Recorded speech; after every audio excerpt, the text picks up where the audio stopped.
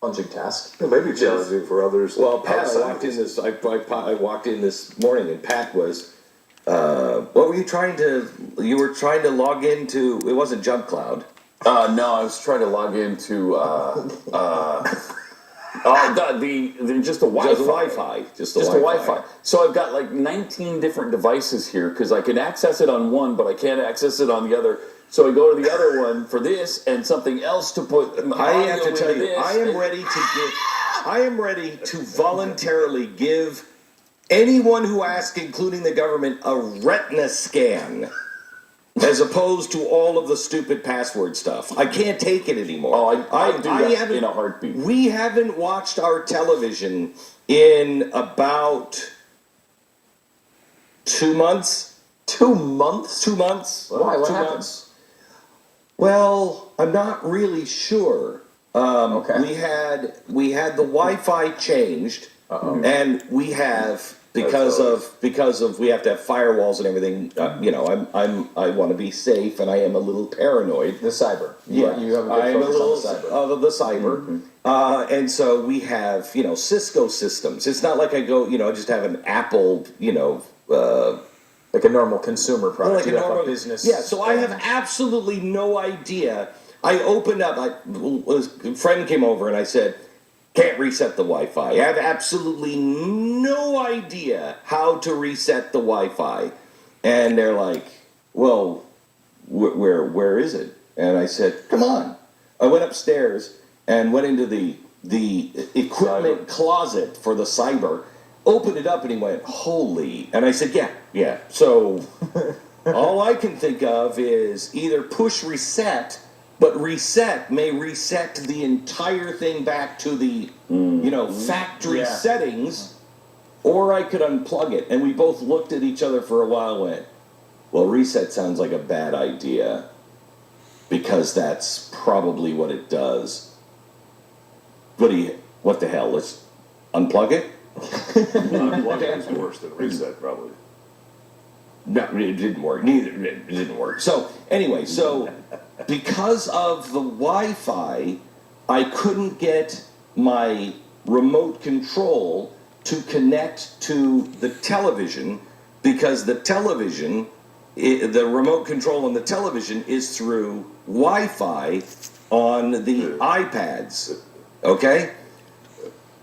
So God help us on that. We finally found the remote control, but then the remote control will turn on the television, but won't turn on the other devices that the iPad would. Yep. Okay? Then I finally found the Apple TV remote control. Now, these are all first world problems, we understand.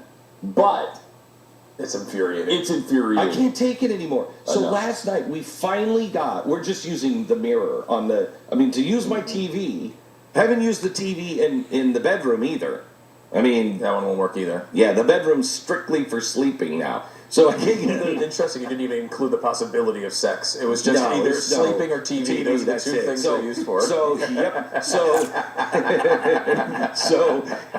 I haven't used that one in I don't know how long. I don't even know if that thing it probably has tubes in it. The last time I checked that television, the television in the family room finally got it to work last night. But we're just using the mirror on the iPad. Oh, okay. So just Apple mirror, but I can't hear it because I can't turn on the speaker system, and so you have to sit up. It's fantastic.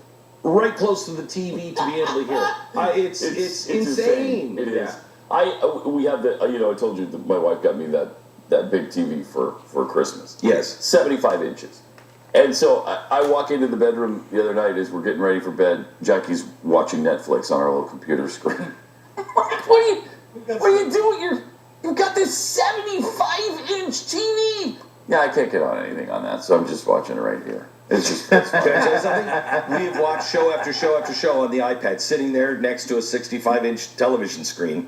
Got two of them in the house. Yeah. We just sit there and it's just gathering dust. Well, and if you use all the apps and stuff on the TV, you need separate passwords for Amazon, for iTunes, for Netflix, for Hulu. your cable system, you got to know that password. I don't know any of them. So here's what happened. So we went on and we go and we start my son's PS4. And he's like, Dad, this is the greatest because we use the PS4 and so we spend the time trying to remember all the damn passwords for Hulu, for Amazon, for Netflix, for everything. We finally get it all set up. He signs into something on PS4, and my wife says, do not sign that thing up with anything that has anything to do with our family. You're not signing that up for the family, okay? So he's putting in she says, use this email address. Right. And, separate stuff you know, and all that. separate, okay, so use this email address, everything else. Well, my son sets it up, and he sets it all up, but then he doesn't put in his name, he doesn't put in his birthday, he doesn't put in anything, and he doesn't write anything down. So then the system resets, he logs out, and we're like, okay, well, you gotta log back in. Okay, well, I don't remember the passcode. What the? Oh my gosh. And then, of course, doesn't know the birthday or doesn't know anything to Yeah, retrieve so the he says, password. well, I can retrieve the password. And this is honestly what he said. I can retrieve the password. And I said, how? And he's like, the hints will help. Okay, good. So it just said, what's your birthday? And he said, well, I think it was March. And it wasn't over March 20th. And it was between 1972 and 1980. Like, every 5 times it will reset on you. But don't worry about it. Unbelievable. We have our kids, they tend to watch the same movie over and over again, as some kids tend to do. And so we have DVDs for the car that they'll occasionally watch in there. And my wife keeps saying to me, I'm in the middle of sort of an internal household civil war over this issue, which she keeps suggesting, very nicely, that we should get a DVD player for our downstairs, like, main family room area. Because, I don't watch DVDs anymore, so I don't have a DVD player hooked up to that system. And the DVD player, when you do the cost-benefit analysis, you probably get one at Walmart for $30 right now. I mean, maybe 40 or 50, I don't know what they cost at this point. They're very cheap. And it would be a great thing if they're watching. Remember when they were like $500-$600? Oh yeah, they used to be really expensive, but they're nothing now. You can buy them for nothing. So that is part of the cost-benefit analysis.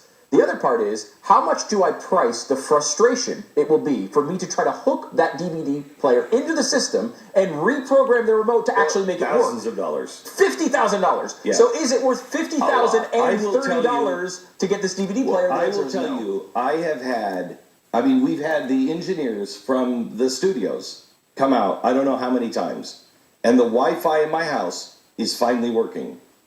But the TV, no idea.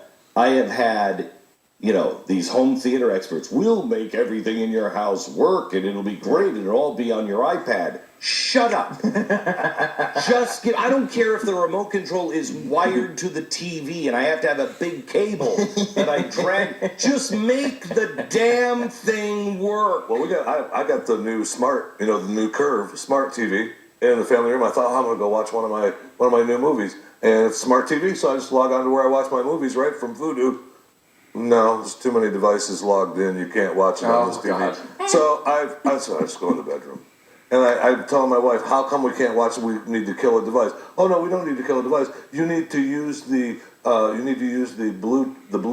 Bluetooth DVD player that's hooked up to the 55-inch Curve. That's a smart DVD player that has all the apps on the DVD player, not the TV. How helpless are we going to be when the EMP hits? We are, my gosh. Oh, man. We're screwed. We are already at the place. I convinced. Do you remember the book that changed the course of my life for entirely different reasons was Carl Sagan's Demon Haunted World. Do you remember that?